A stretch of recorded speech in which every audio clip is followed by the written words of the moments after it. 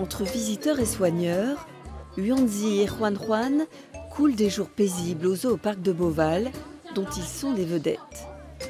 Pas si paisibles en fait, car depuis 2015, année de leurs 7 ans, ils sont en âge de procréer. Alors, à Beauval, on met les moyens.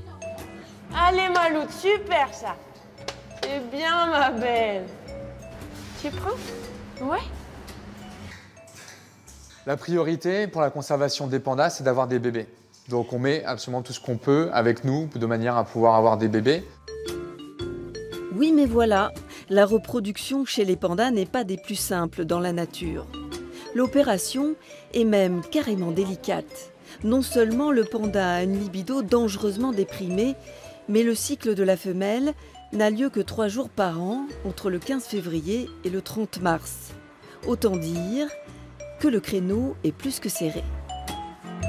En février 2016, les vétérinaires tentent une première insémination artificielle sur Juan Juan. Après 3 mois, les symptômes sont bien là. Juan Juan mange moins et ne sort presque plus.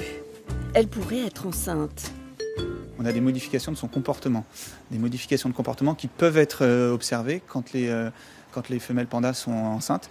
Et ces modifications, elles se traduisent par une diminution de l'appétit et elles se traduisent par une diminution aussi de son activité.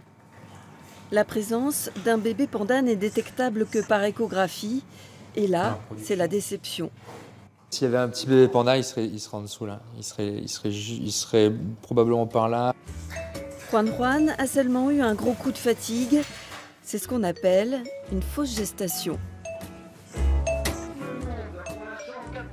Il faudra attendre février 2017 pour inséminer une nouvelle fois artificiellement Juan Juan. En attendant, les 2 pandas géants continuent de remplir l'autre partie de leur contrat, divertir les visiteurs avec leurs minois attendrissants.